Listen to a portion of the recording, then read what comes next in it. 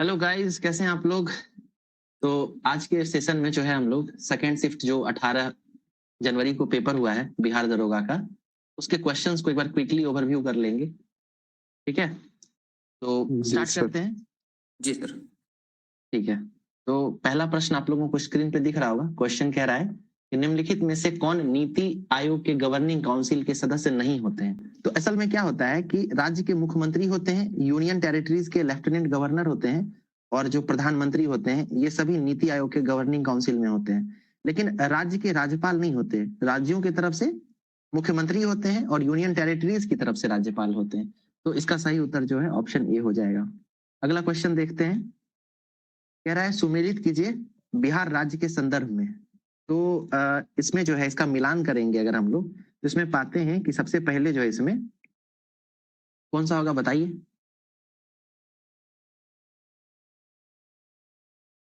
तो इसमें जो है राज्यपाल का मिलान करना है। तो इसमें जो नित्यानंद कानून को है उसका मिलान किसके साथ होगा? नित्यानंद कानून को 1968 में थे बिहार के राज्यपाल, तथा AR किदवई जो है वो 1995 में थे बिहार के राज्यपाल। अगर आप ठीक इसको इस तरह से दो ही मिला लेते हैं तो आपको आंसर आ जाएगा। ठीक है, तो ए का डी हो जाएगा और 3 का बी हो जाएगा। तो इस तरीके से ऑप्शन डी इसका सही उत्तर हो जाएगा। क्वेश्चन नंबर 3 देखते हैं। कह रहा है कि अनुच्छेद 21 में किस मौलिक अधिकार का वर्णन है? तो अनुच्छेद 21 जो है वो जीवन की स्वतंत्रता से जुड़ा हुआ है, यानी जीवन की सुरक्षा एवं व्यक्तिगत स्वतंत्रता का अधिकार। तो इसका सही उत्तर ऑप्शन बी हो जाएगा। इसके बाद क्वेश्चन नंबर 4 देखते हैं। क्वेश्चन नंबर 4 कह रहा है सूची 1 में वर्ष तथा सूची 2 में चालू कीमतों पर बिहार का शुद्ध राज्य घरेलू उत्पाद दिया गया है। तो इसको जो है इस तो डायरेक्ट मैच हो जाएगा, 1 का ए, 2 का बी और 3 का सी। इस तरीके से अगर मिलान करेंगे तो ऑप्शन सी जो है इसका सही उत्तर होगा। ठीक है, नेक्स्ट क्वेश्चन पे चलते हैं। Question number 5। क्वेश्चन नंबर 5 जो है कह रहा है गरीबी के बारे में वाक्य दिए गए हैं और इसमें से हमें सही वाक्य को चयन करना है। ठीक है, तो देखते हैं पहला स्टेटमेंट क्या कह रहा है। पहला स्टेटमेंट कहता है कि 2011-12 में भारत में गरीबी 27 करोड़ लोग गरीब थे। ठीक है, मतलब कह रहा है 2011-12 में करीब 27 करोड़ लोग गरीब थे। क्या लग रहा है, ये स्टेटमेंट सही है? जी सर। और अगर जहां तक बात की जाए ये किस समिति का बात होगा, उस समय कोई समिति आई होगी जरूर। तेंदुलकर समिति का रिपोर्ट था 2011-12 में। जी जी जी, तो ठीक है। उसके बाद स्टेटमेंट 2 कह रहा है बहुत भीड़ वाली झुग्गियों में रहने वाले लोग शहरों में गरीब हो सकते हैं। तो ये स्टेटमेंट भी सही लग रहा है। और स्टेटमेंट 3 कह रहा है कि दिहाड़ी मजदूर गरीब नहीं हो सकते। तो ऐसा नहीं है, दिहाड़ी मजदूर जो होते हैं वो गरीबी रेखा के नीचे और गरीब माने जाते हैं। तो इसमें सही वाक्य का लॉजिक के साथ भी बनाया जा सकता है सर। अगर जिनको नहीं भी पता होगा इसका आंसर तो वो थ्री को एलिमिनेट करके, तो कुछ क्वेश्चन ऐसा भी होता है एग्जाम में कि अगर आपके पास आप नहीं भी पढ़े हुए हैं तो लॉजिक के साथ आप सही कर सकते हैं उसको। बिल्कुल बिल्कुल। ठीक है, नेक्स्ट क्वेश्चन देखते हैं। क्वेश्चन नंबर 6 इसमें कह रहा है कि हिंदी में देखते हैं। कह रहा है उपभोक्ता संरक्षण अधिनियम 2021 के अनुसार भारत में उपभोक्ता विवाद निवारण प्रणाली की विभिन्न स्तरों को क्षेत्राधिकार सीमा कौन से विकल्प में सही दी गई है? तो ये क्वेश्चन तो बहुत टफ कैटेगरी में रखा जा सकता है ना सर? जी। तो इसका जो है सही उत्तर कौन सा होगा? इसका ऑप्शन बी सही है। ऑप्शन बी, यानी जिला आयोग जो है वो 50 लाख तक तथा राज्य आयोग 50 लाख से 2 करोड़ तक, और जो नेशनल लेवल पे आयोग है वो 2 करोड़ से ऊपर का जो है वो मतलब आरोपित कर सकती है। ठीक है, क्वेश्चन नंबर 7 देखते हैं। कह रहा है निम्नलिखित में से कौन सा क्रम धन के विकास को सही रूप से दर्शाती है ना? यानी history of evolution of money पूछ रहा है। तो सर इसका जो नोट्स है आपने इसको ग्रुप में भी शेयर कर रखा था, मनी वाला जो था टॉपिक, मुद्रा वाला। तो इसका सही उत्तर जो है हम लोगों का जो मुद्रा से जुड़ा हुआ इतिहास है वो बार्टर सिस्टम से शुरू हुआ है। और हम लोग अगर चारों ऑप्शन देखते हैं तो पाते हैं कि सिर्फ ऑप्शन ए में ही बार्टर सिस्टम यानी विनिमय प्रणाली दी गई है। तो इजली इसमें ऑप्शन ए जो है एक ही ऑप्शन अगर किसी को पता रहता ना, सिर्फ बार्टर सिस्टम ही, तो वो आंसर निकाल सकता था यहाँ से। और सर जब हम नैट के क्लास के इकोनॉमिक्स पढ़ते हैं उसमें शुरू में ही स्टार्ट कर दिया हुआ कि विनिमय का जो पहला शुरू का जो तरीका था वो बार्टर सिस्टम में था सर। बिल्कुल। 9th का इकोनॉमी, और वो भी क्वेश्चन भी आपको एनसीईआरटी से ही मिल गया। जी सर।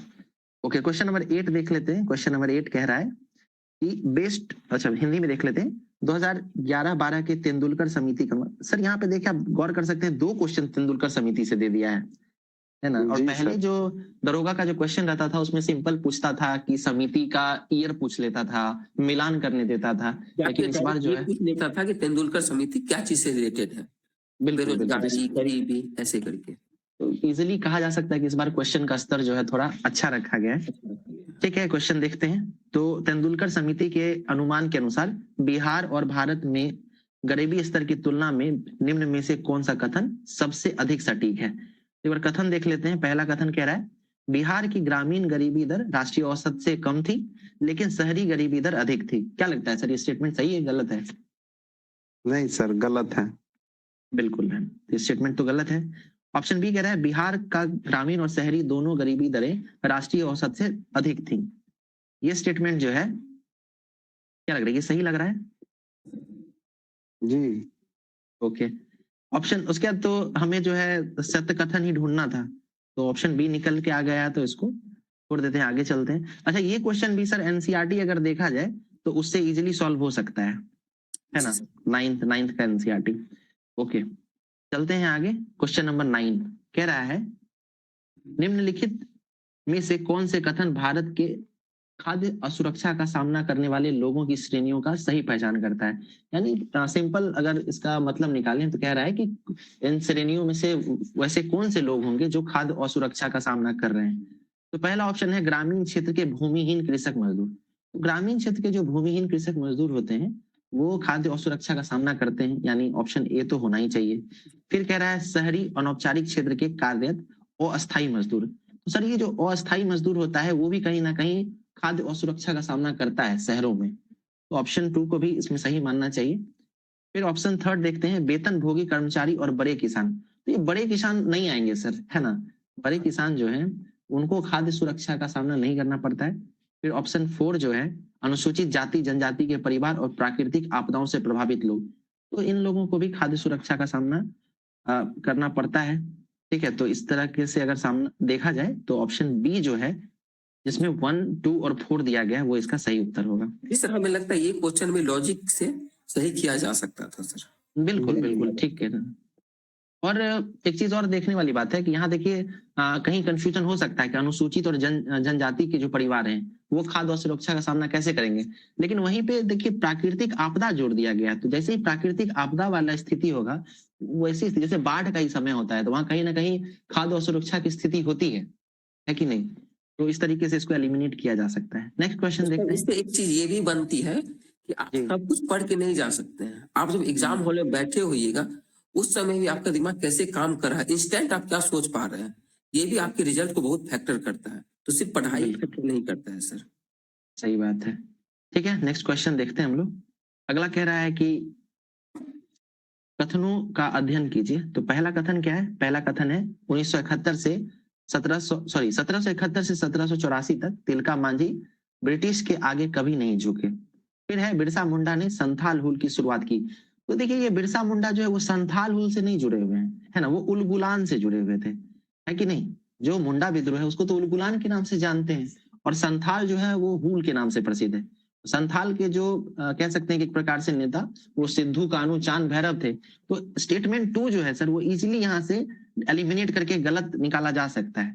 अगर हम स्टेटमेंट 2 को हटा देते हैं, ठीक है, तो यहाँ पे स्टेटमेंट 2 है, इसमें भी और इसमें भी है, तो इजीली जो है ऑप्शन बी इसका सही उत्तर निकाला जा सकता है। ठीक है, क्वेश्चन नंबर 11 देखते हैं। निम्नलिखित में से कौन से सही है। तो पहला चूंकि काफी हैजी है तो देखने में भी थोड़ी समस्या हो रही है, फिर भी मैं कोशिश करता हूँ। कह रहा है भारत में पोटास पूर्णतः आयात किया जाता है क्योंकि देश में व्यावसायिक रूप से उपयोगी पोटास के भंडारण नहीं है। तो ये स्टेटमेंट तो मेरे हिसाब से सही लग रहा है सर, आप लोग क्या कहते हैं? बिल्कुल बिल्कुल वो सही है जी। और सेकंड स्टेटमेंट कह रहा है भारत में पोटास पूर्णतः आयात किया जाता है क्योंकि इसके उत्पादन की लागत देश में बहुत अधिक है। तो अभी जब ऊपर में कह ही दिया है कि यहाँ आयात किया जाता है, पूर्णतः आयात किया जाता है, तो उत्पादन की तो बात ही नहीं आती है भारत में, है कि नहीं। तो स्टेटमेंट ए जो है वही सही होगा, स्टेटमेंट बी गलत होगा। नेक्स्ट क्वेश्चन है, ये कह रहा है कौन सा जिला झारखंड के साथ सीमा साझा करता है। तो अगर बिहार के नक्शे की अगर थोड़ी जानकारी होगी तो ये बहुत इजीली बनाया जा सकता है। इसका उत्तर रोहतास होगा। उसके बाद क्वेश्चन नंबर 13 कह रहा है जनगणना 2011 के अनुसार निम्न में से कौन से राज्य में न्यूनतम जनसंख्या घनत्व था। तो ये अरुणाचल होगा सर, है ना। जी बिल्कुल।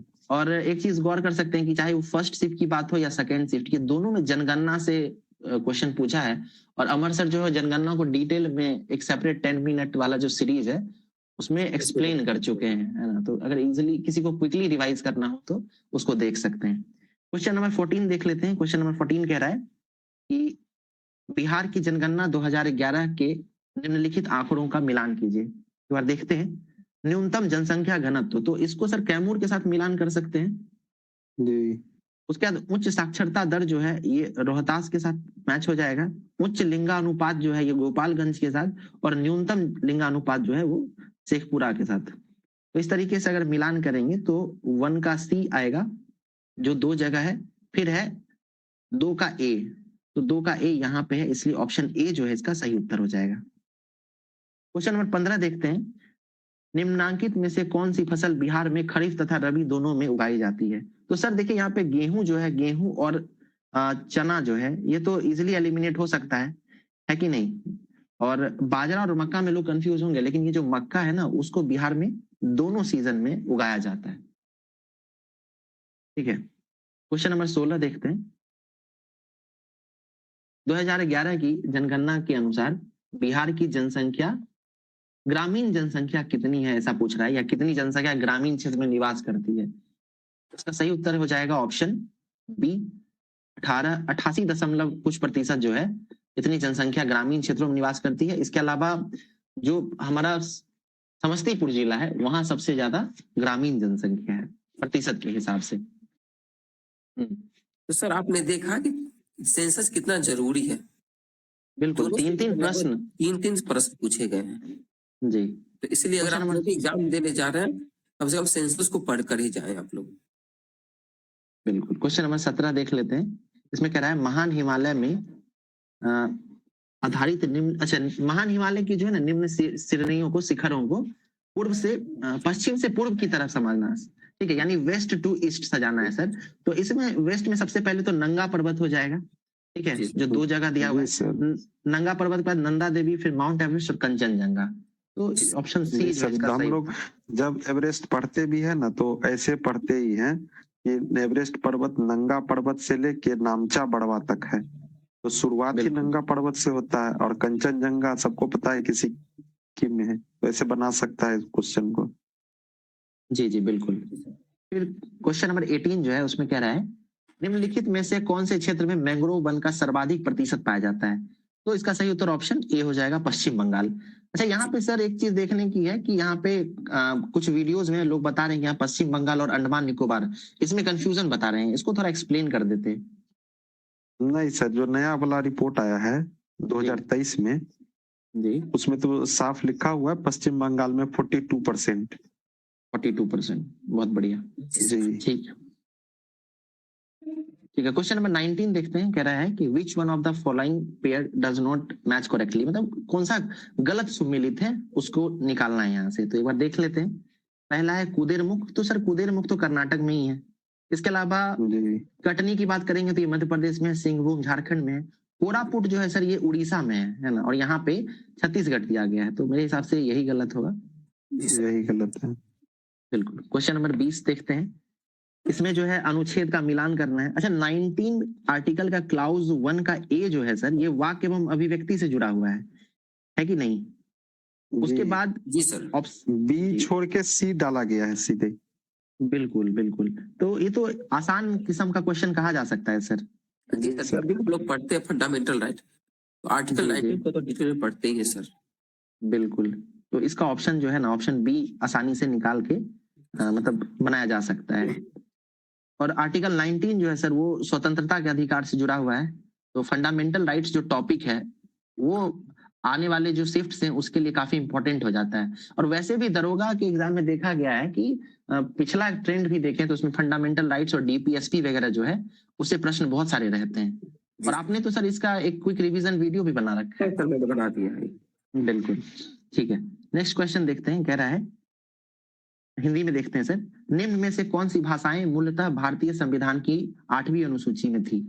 तो सर पहले 8वीं अनुसूची के बारे में थोड़ा बता देना चाहिए कि ये सर भाषा से जुड़ा हुआ है। इसके अलावा इसमें जो मूल संविधान था उसमें कुल मिलाकर 16 भाषाएं थी, है ना सर? ओके, 14 भाषाएं थी जी। और उसके बाद जो है सर 8 भाषाएं और जोड़ी गई हैं इसमें। तो सबसे पहले सिंधी जोड़ा गया था, जो कि 21वें संविधान संशोधन के द्वारा जोड़ा गया था। फिर उसके बाद 1967 में जी, उसके बाद 71वें में जोड़ा गया, और फिर 92वें संविधान संशोधन में 71-92। बिल्कुल। तो शुरुआत का जो 14 भाषाएं थी उसमें से तमिल था, तेलुगु था और संस्कृत था। नेपाली और डोंगरी जो है सर इसको बाद में जोड़ा गया है। तो अगर हम लोग इसको बी और सी को एलिमिनेट कर देते हैं तो ए सी डी बचता है। तो इसका सही उत्तर जो है ऑप्शन डी हो जाएगा। क्वेश्चन नंबर 22 देखते हैं, सरकार के विभिन्न स्तरों पर सत्ता का बंटवारा कहलाता है। तो ये काफी इंटरेस्टिंग क्वेश्चन है। आशीष सर, आप इसके बारे में थोड़ा कुछ बताना चाहेंगे? जी सर। सत्ता का बंटवारा जो है इसमें दो चीजें निकल के आती हैं। पहला तो कहीं संघवाद नजर आता है और विकेंद्रीकरण नजर आता है कि नहीं? सर अगर इंडियन कॉन्टेक्स्ट में देखा जाए तो फेडरलिज्म तो नहीं है ना, तो इसके कारण विकेंद्रीकरण हम लोग को सही लग रहा है सर। ये देखिए, सत्ता का बंटवारा अगर हम लोग अपनी ऐतिहासिक पृष्ठभूमि को देखें संविधान की, तो संघवाद जो है सर वो शुरू से ही है, जब हम लोग आजाद हुए हैं तभी से। और इसका मतलब ही था कि केंद्र स्तर पर अलग सरकार होगी, यूनियन गवर्नमेंट, और राज्य स्तर पर अलग सरकार होगी, स्टेट गवर्नमेंट। यानी यही सत्ता का बंटवारा तो यही हो गया। केंद्र और राज्य है ना कि सूची जो हम लोग पढ़ते हैं, है कि नहीं? और ये जो डिसेंट्रलाइजेशन के तहत जो पंचायती राज आया है तो बाद में आया है। तो मेरे हिसाब से इसका सही उत्तर जो है यहाँ पे संघवाद होना चाहिए। डिसेंट्रलाइजेशन ही होगा सर। ओके, आपको लग रहा है डिसेंट्रलाइजेशन? जी सर। ठीक है, तो इसको जो है हम लोग स्टार लगा लेते हैं। इस पे हम लोग बाद में और डिटेल में डिस्कस करेंगे। ठीक है, नेक्स्ट क्वेश्चन पे चलते हैं। क्वेश्चन नंबर 23 देखते हैं सर। क्वेश्चन नंबर 23 कर रहा है, फर्स्ट पास्ट द पोस्ट प्रणाली के संदर्भ में निम्नलिखित कथनों पर विचार करें और हमें जो है इसमें से कौन से सही है ये ढूंढना है। ठीक है, तो सर इसको मैंने पहले देखा है। इसमें जो है ना एक स्टेटमेंट में कह रहा है कि यह जो है भारतीय संविधान में जो है ना दिया गया है कि नहीं? तो इसके बारे में आप क्या कहते हैं, क्या होगा इसका उत्तर?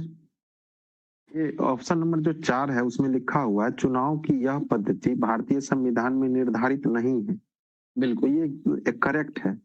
संविधान में इसके बारे में चर्चा नहीं किया गया है। ठीक है। और ऑप्शन नंबर 2 जो है जी, वो है ना, तो वो दोनों छाट लीजिए तो आपको आंसर निकल जाएगा। ओके, ठीक है। तो आगे चलते हैं सर क्वेश्चन नंबर 24 पे। 42वें संविधान संशोधन के बारे में कह रहा है कि 42वां भारतीय संविधान में संशोधन से संबंधित है। क्या क्या जो है ना 42वें संविधान संशोधन में अमेंड किया गया था। तो सर इसमें जो है मूल कर्तव्य जोड़े गए थे, ये तो सही है। 5 वर्ष से 6 वर्ष भी कर दिया गया था। इसके अलावा संपत्ति के अधिकार को मौलिक अधिकार की सूची से हटा दिया गया। तो सर ये तो 44वें संविधान संशोधन अधिनियम का है। जी सर। और प्रस्तावना में संशोधित किए गए थे, 3 शब्द जोड़े गए थे। इसमें वो था सोशलिज्म, इसके अलावा सेक्युलरिज्म था और सर इंटीग्रिटी। तो इस तरीके से जो है थर्ड को अगर हटा देते हैं सर तो 1, 2, 4 जो है इसका सही उत्तर हो जाएगा। नेक्स्ट क्वेश्चन देखते हैं, क्वेश्चन नंबर 25। निम्नलिखित में से कौन सा या कौन से कथन विकसित भारत गारंटी रोजगार एवं आजीविका मिशन ग्रामीण विधेयक 2025 के मुख्य उद्देश्य के रूप में सही है? सर एक इंटरेस्टिंग चीज ये है कि ये जो अधिनियम के बारे में जिक्र किया गया है, ये अभी दिसंबर 2025 का जो शीतकालीन सत्र हुआ है संसद का, इसी में जो है इसको पारित किया गया था। और मुझे तो लगता है सर बहुत सारे ऐसे भी स्टूडेंट होंगे जिन्हें इसका VVG राम जी जो संशोधन विधेयक लाया गया था उसका पूरा नाम भी नहीं पता होगा, है कि बिल्कुल नहीं? सर। और एक दो चीज और है सर कि जो अभी शीतकालीन सत्र हुआ है इसमें शांति बिल, इसके अलावा शक्ति बिल भी आया है ना? तो हो सकता है कि आने वाले एग्जाम में जो अभी 2 शिफ्ट बचा है उसमें शक्ति बिल या शांति बिल के बारे में पूछ दे। तो हम लोग ये VVG राम जी के बारे में अगर बात करेंगे सर, तो इसमें कथन 1 में कह रहा है कि ये निजीकरण करना और सरकारी सहायता कम करना है। तो सर निजीकरण तो कहीं से भी इसमें जो है प्रस्ताव नहीं रखा गया है। तो स्टेटमेंट 1 जो है वो तो गलत है, कोई चर्चा नहीं है इसमें। बिल्कुल। और क्वेश्चन 2 कह रहा है कि प्रत्येक ग्रामीण परिवार में अधिकतम 125 दिन तक मजदूर पर रोजगार की वैधानिक गारंटी प्रदान करता है। तो सर यहाँ पे अधिकतम नहीं बल्कि न्यूनतम होगा, यानी कम से कम 125 दिन तो रोजगार सरकार को देना ही देना है कि नहीं? तो इस हिसाब से स्टेटमेंट 2 भी गलत है। तो इसका जो सही उत्तर हो जाएगा कथन 1 और कथन 2 दोनों गलत है। ये बहुत बढ़िया प्रश्न है सर, और कह सकते हैं कि काफी ट्रिकी सवाल भी है और बहुत लोगों ने गलत किया होगा इसको। जी सर, इसमें जो 125 दिन वाला जो प्रावधान लिखा गया है ना सर, ये बिल्कुल सही है। 125 दिन तो लिखा है कि नहीं? वो जो विधेयक है उसमें 125 दिन की बात कही गई है, लेकिन उसमें कहा गया है कि न्यूनतम गारंटी दिया जाएगा, अधिकतम नहीं। ठीक है। जी क्वेश्चन नंबर 26 देखते हैं, रणथंभौर। तो रणथंभौर तो सर ये राजस्थान में है, तो इजिली बनाया जा सकता है। अगला क्वेश्चन है, इसमें ठीक से क्लियर नहीं दिख रहा है, लेकिन कह रहा है कि ये अगर क्वेश्चन हम बता रहे हैं सर, इसमें यही क्वेश्चन था कि यदि किसी राज्य का कोई नेता दूसरे राज्य के लोगों को अपने राज्य में काम करने से रोकता है, तो इस परिस्थिति में उस व्यक्ति के मौलिक अधिकार का कौन सा उल्लंघन होगा, मतलब किस मौलिक अधिकार का उल्लंघन होगा? तो शोषण के अच्छा। विरुद्ध अधिकार, संवैधानिक उपचार का अधिकार, स्वतंत्रता का अधिकार, या फिर समानता का अधिकार? तो सर ये तो स्वतंत्रता का अधिकार लग रहा है, क्योंकि बिल्कुल, अनुच्छेद अनुच्छेद 19। बिल्कुल, अनुच्छेद 19 में जो है कहा गया है कि हम कहीं भी रोजगार कर सकते हैं, कहीं भी भ्रमण कर सकते हैं, है ना? तो जी इसका ऑप्शन जो है ना, ऑप्शन डी इसका सही उत्तर होगा। क्वेश्चन नंबर बिल्कुल 28 देखते हैं, स्वीप जो है सर, स्वीप तो इलेक्शन कमीशन से था, तो इसको तो इजीली जी एलिमिनेट किया जा सकता है। क्वेश्चन नंबर 29 कह रहा है, निम्नलिखित में से किसे 2019 में भारत रत्न सम्मान नहीं दिया गया? तो सर यहाँ इजीली जो आडवाणी जी हैं इनको 2024 में दिया गया है या 2025 में। तो अगर जी इसको सर। छांट लेते हैं तो बाकी जो है ना 3 व्यक्ति 19 में दिया गया था, तो लाल कृष्ण आडवाणी जो है ये इसका सही उत्तर होगा, ऑप्शन बी। क्वेश्चन नंबर 30 देखते हैं, इसमें मिलान करना है। तो ये काफी फैक्चुअल क्वेश्चन है सर, है ना? तो इसमें कौन सा लग रहा है सर, कौन सा जो सुमिलित नहीं है? इसका ये जो ऑप्शन ए है वो जी सुमेलित नहीं है, वो बंगाली नहीं अंग्रेजी से है। बिल्कुल सर। और अमिताभ घोष जो है इंग्लिश के लिए फेमस भी हैं काफी, बहुत जी सारी सर। पुस्तकें उनके द्वारा लिखी गई हैं, तो ऑप्शन ए जो है इसका सही उत्तर होगा। क्वेश्चन नंबर 31 कह रहा है, पारिस्थितिकी तंत्र शब्द जो है सर्वप्रथम किसके द्वारा दिया गया था? तो ये जो है सर एजी टांसले के द्वारा दिया गया है, ऑप्शन बी इसका सही उत्तर होगा। वहीं इकोलॉजी की अगर बात करेंगे सर, इकोलॉजी वर्ड की, तो वो जो था तो वो वो किसके द्वारा दिया हैकेल के द्वारा लिया। बिल्कुल, अर्नेस्ट हैगेल के द्वारा दिया गया था, बिल्कुल। फिर सुजनी कला सर, ये तो बिहार का काफी प्रसिद्ध कह सकते हैं एक प्रकार से कला है, और इवन इसको तो जीआई टैग भी मिला हुआ है। जीआई टैग, ये मुजफ्फरपुर का कला है। जी सर। बिल्कुल। क्वेश्चन नंबर 33 देखते हैं, निम्नलिखित में से कौन सा राज्य आदि महोत्सव 2025 के उद्घाटन समारोह में प्रस्तुत छऊ नृत्य से संबंधित है? तो छऊ नृत्य जो है सर, नृत्य ये झारखंड, बंगाल और उड़ीसा, बिहार के क्षेत्र में होता है, तो ऑप्शन के हिसाब से झारखंड जो है इसको इजीली एलिमिनेट किया जा सकता है। जी सर, और ये अभी कुछ दिन पहले से जो है ना बहुत चर्चा में भी था छऊ नृत्य। ओके, तो माना जा सकता है कि इस बार जो क्वेश्चन बनाया गया है वो मतलब काफी बढ़िया क्वालिटी का, कि न्यूज में क्या चल रहा है, डिस्कशन में क्या चल रहा है, उन सब से लेकर, जैसे बीवी जी राम जी वाला क्वेश्चन भी है, वो भी बहुत पॉपुलर क्वेश्चन है, क्योंकि हर न्यूज़पेपर में संपादकीय छप रहा था उसके बारे में, जी है कि सर। नहीं? अब बच्चों को सिर्फ बुक पढ़ के जो है वो सिलेक्शन नहीं होने जा रहा है। बच्चों को अपना आंख कान चारों तरफ फैला के देखना पड़ेगा कि हमारे आसपास क्या हो रहा है, क्या घटनाएं घट रही है। बिल्कुल। क्वेश्चन नंबर 34 देख लेते हैं सर। हाल ही में जीआई टैग प्राप्त करने वाली पुष्प शिल्प मनिक्का मलाई का संबंध किस राज्य से है? तो सर इसमें भी मुझे लगता है कि अगर किसी को जानकारी नहीं भी हो, लेकिन अगर थोड़ा लॉजिक का इस्तेमाल करेंगे, स्मार्ट लॉजिक का, तो ये जो मलाई शब्द लिखा गया है ना, तो तमिलनाडु में जितने भी कह सकते हैं कि उद्यान है, कहीं पे आप, अच्छा अलग अलग नाम है सर उसका, है ना? जी सर, जैसे मुद्दू मलाई है, जी, अगस्ता मलाई है, अगस्ता मलाई है ना, ये सब है। तो उस हिसाब से स्टूडेंट बना सकते हैं, और ये सब पढ़ते भी हैं दरोगा वाले छात्र। बिल्कुल सर। क्वेश्चन नंबर 35 देखते हैं, कौन सा देश 16 वर्ष से कम के बच्चों को सोशल मीडिया प्लेटफॉर्म पर अकाउंट बनाने से रोकने वाला पहला देश है? तो ये भी काफी पॉपुलर क्वेश्चन है सर, और बहुत चर्चा में था, तो ऑप्शन ए जो है इसका सही उत्तर होगा, ऑस्ट्रेलिया। फिर है, लोकप्रिय रूप से ऑस्कर के रूप में जाने जाने वाले पुरस्कार का आधिकारिक नाम क्या है? तो सर ये तो एकेडमी अवार्ड्स के नाम से प्रसिद्ध है। अब यही क्वेश्चन देख लीजिए सर, ये क्वेश्चन जो है आपको किसी बुक में नहीं मिलेगा। बिल्कुल, एकेडमी अवार्ड लोग रटते भी हैं। जी सर।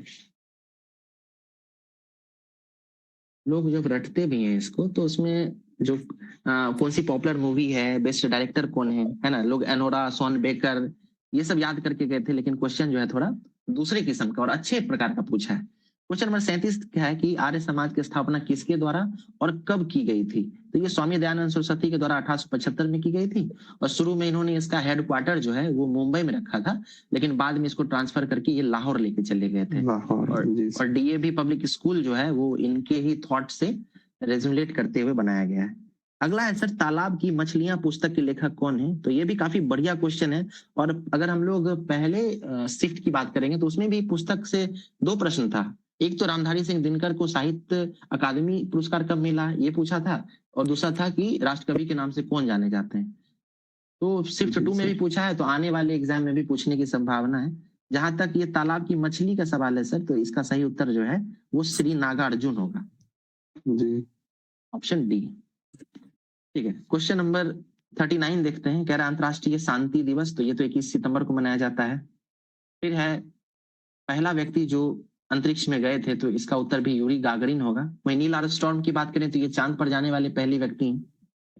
क्वेश्चन नंबर 41 कह रहा है दूरसंचार विभाग ने साइबर अपराधों से लड़ने के लिए कौन सा प्लेटफॉर्म लॉन्च किया है? तो सर जब ये चक्षु पोर्टल आया था तो ये काफी चर्चा में था, है ना, इसका उत्तर ऑप्शन डी हो। वही सारथी पोर्टल जो है सर ये तो सेबी का है। जी सर। और यही जो संजय पोर्टल जो है ये तो सर रोड एक्सीडेंट से जुड़ा हुआ था। जी सर, ये चक्षु पोर्टल अभी जो हाल ही में दोस्त ये चर्चा में था जी, जो भारत सरकार के द्वारा लाया गया था कि हर मोबाइल में रहेगा वो ऐप संचार साथी, तो उस समय चक्षु पोर्टल जो है वो चर्चा में आ गया था। बिल्कुल बिल्कुल। ठीक है, क्वेश्चन नंबर 42 देखते हैं सर। ये इंग्लिश का सॉरी कंप्यूटर से जुड़ा हुआ है। कह रहा है कि एक डैश जो है एक सामान्य वेबसाइट की तरह होता है, लेकिन इसका उद्देश्य लोगों की निजी राय, शौक, रुचियां, टिप्पणियां आदि को साझा करने के लिए की जाती हैं। तो सर ये तो ब्लॉग होता है, ब्लॉग जो लिखते हैं लोग। जी सर। ओके, तो जिनको भी थोड़ा कंप्यूटर का नॉलेज होगा तो वो इसको बना सकते हैं। क्वेश्चन नंबर 43 है निम्नलिखित में से कौन परितंत्र का एक जैविक घटक है? यानी कह रहा है कि बायोटिक कंपोनेंट कौन सा है? तो ये तो पौधा हो जाएगा सर, इसको इजिली लोग बना सकते थे। जी सर। क्वेश्चन नंबर 44 कह रहा है इंडियन मिलिट्री एकेडमी IMA, तो IMA जो है सर ये तो देहरादून में है। और लक्ष्य मूवी जो है सर, लक्ष्य मूवी काफी पॉपुलर मूवी है ऋतिक रोशन की, तो उसमें IMA इंडियन मिलिट्री एकेडमी के बारे में बहुत डिटेल में बताया गया है। क्वेश्चन नंबर 45 कह रहा है परमवीर चक्र प्राप्त करने वाले पहले सैन्य ऑफिसर कौन है? क्या होगा सर इसका उत्तर? ये मेजर सोमनाथ शर्मा है सर, मेजर उन्हीं को मिला है। बिल्कुल। और सर फर्स्ट शिफ्ट में भी जो है ये परमवीर चक्र से संबंधित प्रश्न पूछा गया था। जी सर। ठीक है, क्वेश्चन नंबर 46 देखते हैं। Which of the following colour is not present in Olympic flag? तो ओलंपिक फ्लैग में सर 5 कलर होता है, लेकिन उसमें से पिंक जो है ना सर वो नहीं होता है। ठीक है, तो ऑप्शन सी जो है इसका सही उत्तर होगा। फिर अगला है कि सभी राष्ट्रीय खेल महासंघ IOA तथा डैश से संबंधित है। तो इंडियन ओलंपिक एसोसिएशन के अलावा सर ये खेल और युवा मंत्रालय जो है उससे सारा जो है जुड़ा हुआ है। जी सर। क्वेश्चन नंबर 48 कह रहा है कि 2025 ऑस्ट्रेलियन ओपन पुरुष एकल टेनिस प्रतियोगिता के विजेता खिलाड़ी कौन है? तो इसका जो सही उत्तर है सर वो जेनिक सिनर होगा। जी सर। AFWA सर इस तरीके से होता है। और मेल वाला जो बात करें तो पहला वाला जो है सर वो जेनिक सिनर के द्वारा जीता गया है, और विंबलडन भी जेनिक सिनर के द्वारा जीता गया है। जी सर। वहीं फ्रेंच और अमेरिकन जो है ये जो है कार्लो अल्कराज के द्वारा। बिल्कुल। नेक्स्ट क्वेश्चन देख लेते हैं। क्वेश्चन नंबर 49 कह रहा है निम्नलिखित में से कौन सा एक नाटक कालिदास द्वारा रचित नहीं है? तो जहां तक सर जानकी हरण की बात है ये कालिदास के द्वारा नहीं लिखा गया है। तो क्वेश्चन ठीक है, क्वेश्चन नंबर 50 पे चलते हैं। हाल ही में जारी कॉफी टेबल पुस्तक बिहार में बापू सत्य की खोज में गांधी की तीर्थ यात्रा के लेखक कौन है? तो इसका सर सही उत्तर क्या होगा? इनके लेखक है अनिल कुमार, ये बिहार के जो पोस्ट ऑफिस है उनके हेड रह चुके हैं, और इनके द्वारा जो ये पुस्तक लिखा गया था जिसका विमोचन जो है बिहार के राज्यपाल के द्वारा किया गया था, जिस वजह से ये पुस्तक चर्चा में आ गया था। ओके, बहुत बढ़िया। फिर नेक्स्ट क्वेश्चन है महाकवि कालिदास का नाम मिलता है? तो सर ये तो काफी कठिन क्वेश्चन है, और वैसे इसका उत्तर एहोल अभिलेख होगा, जो पुलकेशिन द्वितीय का जो है एहोल अभिलेख, उसमें महाकवि कालिदास का नाम मिलता है। क्वेश्चन नंबर 52 कह रहा है भारत का सबसे युवा शतरंज खिलाड़ी जिसने ऑनलाइन ब्रिड्ज गेम के दौरान विश्व शतरंज चैंपियन के खिलाफ मैच ड्रॉ कराया था। तो ये भी काफी अच्छा क्वेश्चन है और न्यूज़पेपर में ये बहुत छपा है। तो इसका सही उत्तर है अर्जुन एरिगेसी। ये एकदम हालिया क्वेश्चन है, दिसंबर में ही यह हुआ। बिल्कुल। क्वेश्चन नंबर 53 कह रहा है हुरन ग्लोबल यूनिकॉर्न इंडेक्स 2025 में भारत का स्थान क्या है? इसका तीसरा स्थान है सर। पहले पे यूएसए है, दूसरे पे चीन है और तीसरे पे भारत है। क्वेश्चन नंबर 54 कह रहा है भारत का सबसे बड़ा ग्रामीण स्वच्छता सर्वेक्षण स्वच्छ सर्वेक्षण ग्रामीण एसएसजी 2025 किसके द्वारा शुरू किया गया था? तो सर इसके जो ऑप्शंस है ना वो काफी ट्रिकी इस क्वेश्चन को बनाता है और इसका सही उत्तर जो है जल शक्ति मंत्रालय है। जी सर। क्वेश्चन नंबर 55 जो है वो कह रहा है कि परिंडम शब्द का जो है ना इंग्लिश में क्या होगा? तो सर ये तो शुद्धि पत्र होगा। ये क्वेश्चन जो है सर अभी हाल ही में एग्जाम हुआ था पिछला बिहार दरोगा का, उसमें ये क्वेश्चन आ चुका है जो 25 या 28 सीट के लिए हुआ था। जी उसमें था ये क्वेश्चन रिपीट कर दिएगा सर। बिल्कुल बिल्कुल। अगला है निम्नलिखित में से कौन सा या कौन से कथन सत्य हैं? तो सत्य ढूंढना है।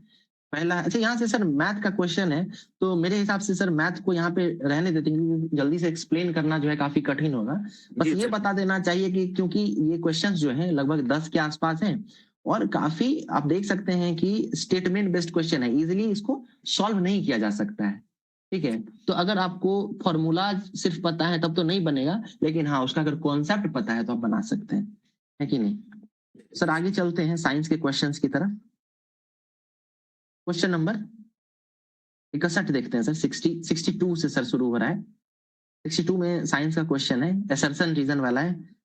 पहला कथन कह रहा है सर कि मिश्रण में एक से अधिक पदार्थ किसी भी अनुपात में मिले होते हैं। ये स्टेटमेंट तो सही लग रहा है सर। और कारण कह रहा है मिश्रण उसमें उपस्थित घटक के गुणधर्मों को दर्शाता है। तो ये स्टेटमेंट भी बिल्कुल सही है क्योंकि कोई मिश्रण में जो उसके घटक होते हैं उसके गुणधर्म छिपे होते हैं। ये दोनों स्टेटमेंट सही है और एक दूसरे का जो है, क्या लगता है सर, एक दूसरे का व्याख्या कर रहा है? जी सर, ये हम लोग बताएं भी थे, ये क्लास 9th का है जी, NCERT सही है जी, हम लोग ग्रुप में डाल भी दिए थे। जी जी। क्वेश्चन नंबर 63 कह रहा है एथेनाइक अम्ल के विषय में निम्नलिखित सही कथन को पहचानिए। तो कह रहा है पानी में एथेनाइक अम्ल के 5 से 8% विलयन को सिरका कहा जाता है। ये क्या है सर, स्टेटमेंट सही है गलत है? जी सर, इसके सारे स्टेटमेंट सही हैं। ओके। और हम लोग जो है इसके बारे में भी बता ही दिए थे। जी, एनसीईआरटी से ये भी पूछा गया हुआ ये। जी जी ठीक है, चलते हैं अगले प्रश्न पर। यहाँ पे इसलिए दिख नहीं रहा है। Which of the following is not a property of a gas? तो गैस की प्रॉपर्टी कौन सी? तो गैस का कौन सा गुण नहीं है वो पूछा गया था इसमें। तो ये जो आखिरी ऑप्शन जो नहीं दिख रहा है वहां पे लिखा था गैस का आकार जो है वो सीमित होता है या है ना, जबकि ऐसा नहीं है, गैस का आकार जो है असीमित होता है सर। बिल्कुल। क्वेश्चन नंबर 65 कह रहा है कि विद्युत अपघटन परिष्करण के लिए गलत कथन को पहचानिए। तो पहले तो यहाँ हमको गलत ढूंढना है।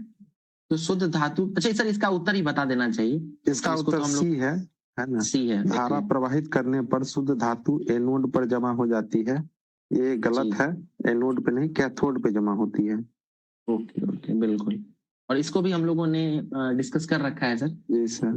क्वेश्चन नंबर 66 देखते हैं। यहाँ पे अलग अलग जो है प्लांट हार्मोन दिए गए हैं और उसको मिलान करना है। तो सर ऑक्सीन जो होता है, ऑक्सीन वो तो सर इस क्वेश्चन में एक आप मिला लीजिएगा, आपका सारा का आंसर आ जाता।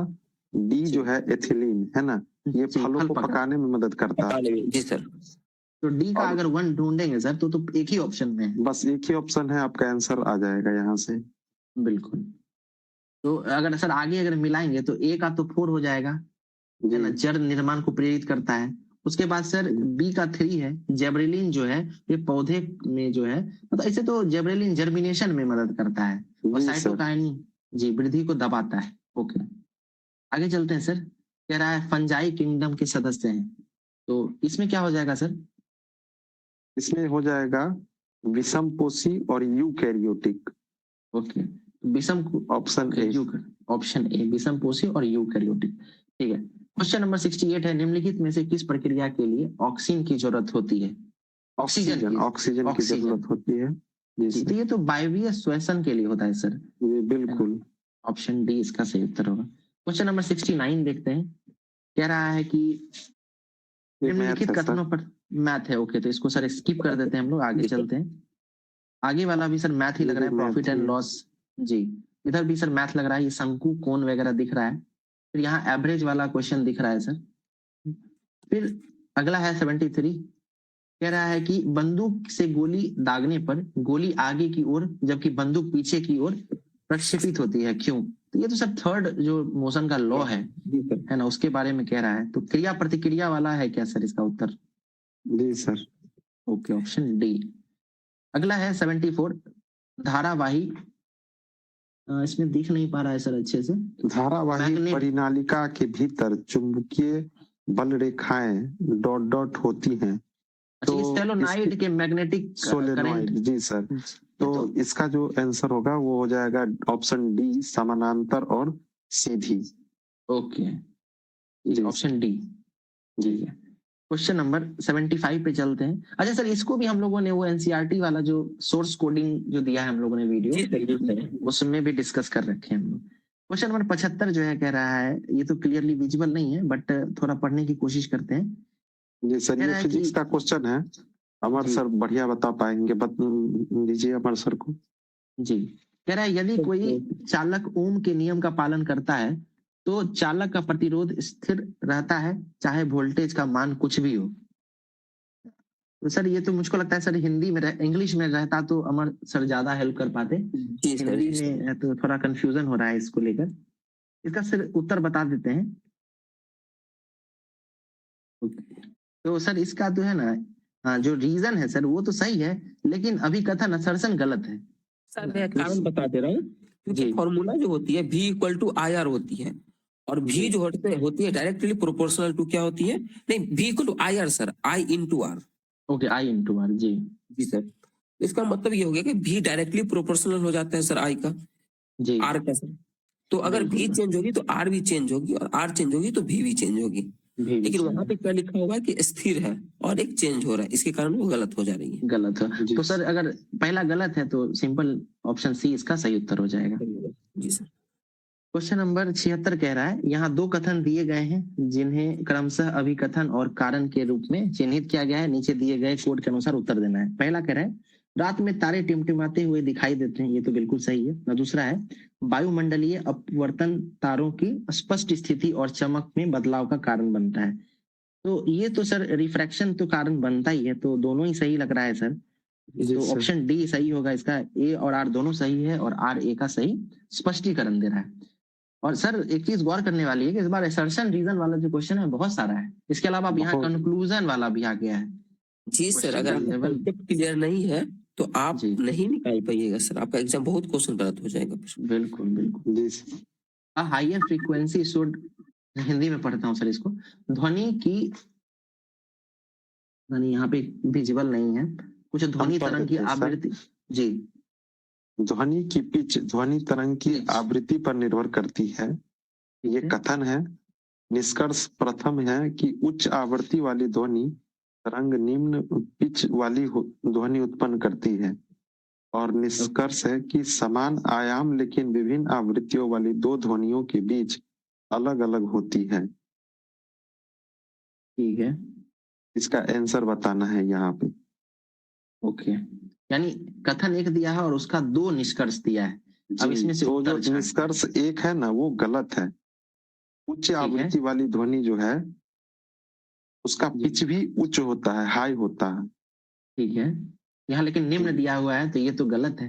गलत हो जाएगा, निष्कर्ष एक गलत है, तो उस हिसाब जी। से ऑप्शन इसमें जो है वो सही हो जाएगा। ठीक है, तो केवल निष्कर्ष दो सही है, ऑप्शन बी। ठीक है, क्वेश्चन नंबर 78 देखते हैं, ये भी असर्शन रीजन वाला है। यहाँ अभी कथन वही दिया गया है, असर्शन पढ़ता हूं मैं। कह रहा है कि कार्बन यौगिकों के क्वथनांक एवं गलनांक आयनिक यौगिकों से कम होते हैं। तो ये कथन जो है सर, ये तो सही लग रहा है। जी बिल्कुल सही है। उसका रीजन कह रहा है कार्बन यौगिकों में अंतराण्विक बल कमजोर होते हैं। जी ये भी इसका सही है। ये भी सही है। तो सर इसका असर्शन रीजन दोनों सही है और स्पष्टीकरण भी सही है। कर रहा है। जी ठीक है, क्वेश्चन नंबर 79 देखते हैं। कह रहा है कि वही कथन है पहला है शाकाहारी जीवों में छोटी आंत तथा अधिक लंबी होती हैं। तो ये तो गलत है सर, शाकाहारी जीव जो होते हैं ना उनमें लंबी आंत होती है, और ये तो सही है सर ना, छोटी आंत लंबी हो रही है, तो बिल्कुल सही कह रहे हैं ना? बिल्कुल, थोड़ा इंग्लिश हिंदी के कारण दिक्कत हो जा रहा है, और दिया भी हुआ नहीं है क्लियर। तो जो सर शाकाहारी जीव होते हैं ना, उनको सेलुलोज पचाना होता है कि नहीं? और सेलुलोज पचाने के लिए वो जो फूड होता है, खाना, उसको लंबे समय तक जो है आंत में होनी जरूरी है। इसलिए ऑप्शन ए तो सही है, असर्शन ए सही है। फिर रीजन कह रहा है कि छोटी आंत, अच्छा दिया हुआ है कि सेलुलोज के पाचन में सहायक है। दोनों सही है सर, दोनों रीजन भी सही है। ठीक है, अगला है मेंडल ने अपने आनुवांशिक के अध्ययन में कौन से पादप का प्रयोग किया था? तो सर ये तो मटर था, और ये तो एनसीईआरटी से डायरेक्ट छपा हुआ है, इसको हम लोगों ने डिस्कस भी किया था। क्वेश्चन नंबर 81 है कि 1857 में मौलवी अहमदुल्ला शाह के नेतृत्व में 22वीं नेटिव इन्फेंट्री ने हेनरी लॉरेंस को किस युद्ध में पराजित किया था? तो ये तो सर चिन्हट का युद्ध हो जाएगा, ऑप्शन बी। क्वेश्चन नंबर 52 जो है सर कह रहा है अशोक के बारे में निम्नलिखित में से कौन सा कथन सही नहीं है? तो अशोक ने धम्म महामात नामक विशेष अधिकारी नियुक्त किए थे, ये तो बिल्कुल सही है, हमें गलत ढूंढना है। दूसरा कह रहा है ऑप्शन सी जो देखिएगा उसमें पुराणों की रचना प्रोत्साहित किया है, तो पुराणों के बारे में तो कहीं पढ़ने को नहीं मिलता है, अशोक के बारे में जब पढ़ते हैं। बिल्कुल बिल्कुल ठीक है, तो वही ऑप्शन गलत हो जाता है। ठीक है, क्वेश्चन नंबर 83 देखते हैं, निम्नलिखित में से कौन चंपारण किसान आंदोलन में गांधी जी के सहयोगी थे? तो सर ये तो बीपीएससी का एकदम फेवरेट क्वेश्चन है, और ऑप्शन सी जो है जयप्रकाश नारायण, चूंकि वो जो है 1942 के आंदोलन के समय में बहुत सक्रिय होते हैं, या 1930 के बाद, तो इससे जो है इसको एलिमिनेट किया जा सकता है। फिर आगे जो है सर ये वर्ल्ड हिस्ट्री से लग रहा है, रशियन रिवॉल्यूशन से। तो सर खूनी रविवार जो है बहुत फेमस है सर। तो रूस की क्रांति जो है ये तो सर 1917 में हुई है, तो बी तो मिलाया जा सकता है। खूनी रविवार भी 22 जनवरी 1905 को हुआ था, तो ये भी सही है। ये भी सही है बिल्कुल। लेकिन ऑप्शन ए जो है Russian social democratic workers party, वो 1890 में नहीं 1898 में उसका गठन हुआ था, तो वो गलत है। ओके, तो हमें गलत पहचानना था, असंगत युग, तो ऑप्शन ए ही असंगत है। तो मुझको लगता है सर जो नेक्स्ट शिफ्ट में एग्जाम देने वाले हैं उनके लिए French revolution, American revolution, Germany का एकीकरण, विश्व युद्ध, ये पता ही नहीं होना चाहिए, उसका क्रम भी पता होना चाहिए। क्रम भी पता, बिल्कुल। और इसका तो नोट्स भी आपने सर ग्रुप में शेयर कर रखा है। जी सर, ग्रुप में पूरा एनसीईआरटी का एक एक उसमें पॉइंट डाला गया है नोट्स में। ठीक है, नेक्स्ट क्वेश्चन कह रहा है चंद्रगुप्त मौर्य ने किस प्रसिद्ध जैन संत के साथ दक्षिण भारत की यात्रा की थी? तो इसका तो सही उत्तर है सर भद्रबाहु, उन्हीं के साथ वो श्रवण बेलगोला चले गए थे और वहीं संलेखन करके उनकी मृत्यु हो गई थी। क्वेश्चन नंबर 86 कह रहा है बिहार में किसान सभा का संस्थापक नेता कौन था? तो सर किसान सभा के तो बहुत फेमस है, स्वामी सहजानंद सरस्वती, ऑप्शन डी इसका सही उत्तर होगा। क्वेश्चन नंबर 87 कह रहा है अमेरिकी स्वतंत्रता संग्राम की घटनाओं को समय के क्रम में पहले से बाद के रूप में सजाना है सर। तो सबसे पहले जो है इसमें सर अच्छा सर पेरिस की संधि जो है ये तो लास्ट में मुझे लगता है होगा, सबसे आखिरी में पेरिस की संधि के द्वारा ही जो है अमेरिका को आजादी का घोषणा किया गया था। सर बोस्टन टी पार्टी मुझे लगता है कि सबसे पहले होगा, सबसे पहले। और अगर आप सिर्फ दो ही सही अगर आप बना ले रहे हैं कि बोस्टन टी पार्टी सबसे पहले हुआ है, तो एक ही ऑप्शन है, ऑप्शन डी। जी ओके। क्वेश्चन नंबर 88 कह रहा है हाल ही में कफ सिरप में बच्चों की मौत से जुड़े होने के जांच के बाद कौन सा रसायन चर्चा में रहा? सर ये तो न्यूज में काफी चर्चा में था, और ये तो न्यूज़पेपर अगर कोई फॉलो कर रहे हैं, क्योंकि मैगजीन में तो नहीं मिलने वाला है सर ये सब सवाल। जी सर, किसी भी मैगजीन में नहीं आपको मिलेगा, कोई भी सर बता दे कि मेरे मैगजीन से आया है, हो ही नहीं सकता है। जी जी, तो इसका सही उत्तर क्या होगा सर? इसका option C diethylene glycol, बिल्कुल ठीक है। क्वेश्चन नंबर 89 देखते हैं सर, कह रहा है रसायन विज्ञान का नोबेल पुरस्कार 2025 जापान, ऑस्ट्रेलिया और अमेरिका के वैज्ञानिकों को धातु कार्बनिक ढांचे पर उनके कार्य के लिए संयुक्त रूप से प्रदान किया गया। निम्नलिखित में से कौन पुरस्कार विजेता नहीं है? तो सर इसको जो है एक मतलब कोड से याद किया गया था कि जिसमें रिचर्ड रॉबिन्सन, सुसुमु कितावाका और उमर एम यागी थे, लेकिन ये जो सर तीसरा जो सी ऑप्शन ये तो इसमें नहीं है, तो इसको इस तरीके से एलिमिनेट किया जा सकता है। अगला है सर कोंकण 2025 के किस ब्रिटिश विमान वाहक पोत ने भाग लिया था। तो कोंकण 25 में जो है सर, ये भी न्यूज़पेपर में छपा था, मैगजीन में तो नहीं है, उसमें तो सिर्फ कोंकण के बारे में दिया गया है। पर सर अभी आजकल देखते हैं सब बोलता है कि ये मेरे में से, ये मेरे में से है, बस उसमें हाँ, बताया कोंकण किसके किसके बीच में हुआ। जी जी बिल्कुल। सर। ठीक है, क्वेश्चन नंबर 91 देखते हैं। क्वेश्चन नंबर 91 कह रहा है, हालिया रिपोर्ट के अनुसार 2024 तक पवन और सौर ऊर्जा में बिजली उत्पादन में भारत की वैश्विक रैंकिंग क्या थी? तो इसका सर उत्तर क्या हो जाएगा? चतुर्थ, रैंक 4 है भारत का। रैंक 4 है, ओके। क्वेश्चन नंबर 92 कह रहा है, आईसीसी पुरुष test cricketer of the year 2024 का पुरस्कार किसे दिया गया है? तो ये 2024 में तो सर आसान प्रश्न। बिल्कुल जसप्रीत बुमराह को दिया गया था। अच्छा, वनडे क्रिकेटर सर ये उमरजाई को दिया गया है। वहीं T20 जी। क्रिकेटर जो है अर्शदीप सिंह को दिया अर्शदीप गया है। सिंह को दिया गया था। बिल्कुल, तो कंफ्यूजन क्रिएट करने के लिए ऑप्शन अच्छे बनाए गए थे। अगला है क्वेश्चन नंबर 93, निम्नलिखित में से कौन 2025 का फिजियोलॉजी या मेडिसिन का नोबेल पुरस्कार विजेता नहीं है? ठीक है, तो इसमें मेडिसिन का कह रहा है कि नहीं है, तो इसको सर इसका उत्तर क्या हो जाएगा सर? सर रॉबर्ट कोच, जब हम लोग रॉबर्ट पढ़ते हैं कोच। तो ये जी। टीकाकरण का खोज किए थे। जी ठीक है।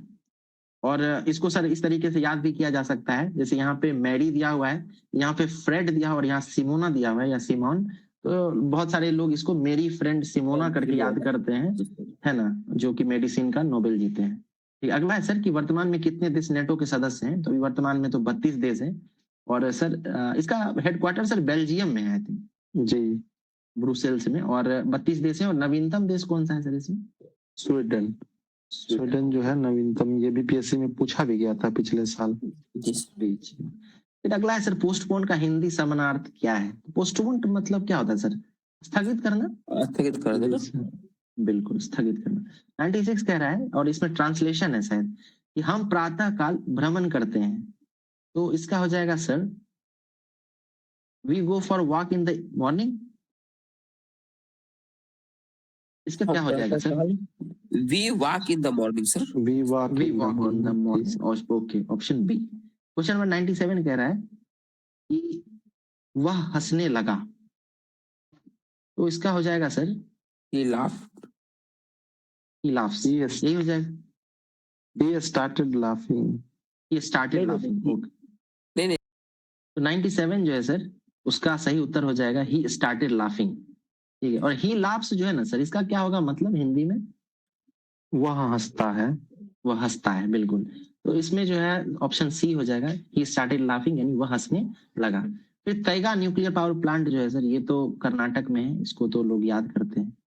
99 कह रहा है कि हिंदी वर्जन बताना है इम्प्यूटेशन का। सर इम्प्यूटेशन का हिंदी में क्या अर्थ होगा सर? अभ्यारोपण होता है, किसी पे आरोप तय करना। बिल्कुल।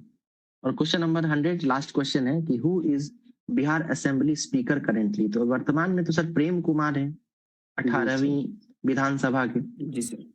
तो इस तरीके से सर हम लोगों ने 100 क्वेश्चन तो देख लिया है, और इसको सर लाइव जो है मतलब सॉल्व करने का एक ही कारण था, ताकि आपने इसको लाइव दिया भी है ना, आप सेकंड शिफ्ट में उपस्थित भी थे, तो वहां पे स्टूडेंट का क्या माइंडसेट था, किस तरीके से बन सकता था, इसलिए इसको लाइव सॉल्व करना ज्यादा अच्छा लगा मुझे, इससे बनिस्पत कि हम लोग इसका पहले से आंसर टिक करके आते और याद करके आते और फिर इसको लगाते। तो उससे अच्छा है कि इसको लाइव बनाया जाए, ताकि एक स्टूडेंट का क्या माइंडसेट होता है वो भी कहीं ना कहीं पकड़ में आए, है ना। और थोड़ा थोड़ा एनालिसिस भी होता चला गया कि कौन सा क्वेश्चन जो आप एलिमिनेशन मेथड से बना सकते हैं, कथन कारण वाले क्वेश्चन को किस तरीके से बनाया जा सकता है। जैसे अगर किसी में सत्य असत्य पूछ रहा है, तो अगर हम एक भी ढूंढ लेते हैं तो उसका उत्तर जो है निकाला जा सकता है कि नहीं? तो इस तरीके से बनाया जा सकता है। अमर सर, इसके बारे में आप भी कुछ बताएं कि कैसे जो है, अगर ये क्वेश्चन भारी है तो किस तरीके से इसको डील करना चाहिए? देखिए, कुछ क्वेश्चन तो डायरेक्ट बनने वाला था, तो उसमें अगर आप नहीं भी पढ़े हुए हैं फिर भी आप लॉजिक से बना सकते हैं, और एग्जाम हॉल में लॉजिक बहुत काम करती है सर। और फिर दूसरा बात क्या है, अब तो देखिए जिनका कल एग्जाम है वो बहुत से बहुत क्या कर सकते हैं, पॉपुलेशन सेंसस पढ़ सकते हैं, इंपॉर्टेंट आर्टिकल पढ़ सकते हैं, और फिर कुछ अमेंडमेंट पढ़ सकते हैं। और उनके बाद जिनका भी अब फ्यूचर में एग्जाम होने वाला है, वो कोई भी टीचर के नोट्स पर ना रहे, वो एनसीईआरटी उठाए और लाइन बाय लाइन पढ़ना शुरू करें। बिल्कुल बिल्कुल, ठीक है सर। और आशीष सर, आपका कोई एंडिंग रिमार्क? हम तो यही बोलेंगे कि अपना जो अभी तक पढ़े हैं उस पर भरोसा कीजिए और एग्जाम हॉल में वही काम आता है। बाकी इधर उधर की बातों में ना रहें। जो पढ़ चुके हैं खुद पे भरोसा कीजिए कि अगर आपको लग रहा है कि ऑप्शन बी होगा तो मतलब बी ही होगा। इस तरह से एग्जाम हॉल में जाके आपको टैकल करना है, बस घबराना नहीं है। आपने सबसे पहले जो है डरना नहीं है। घबराना नहीं है। ओके, ठीक है सर। तो इसी बात पे वीडियो को लास्ट किया जाए। ठीक है। ओके।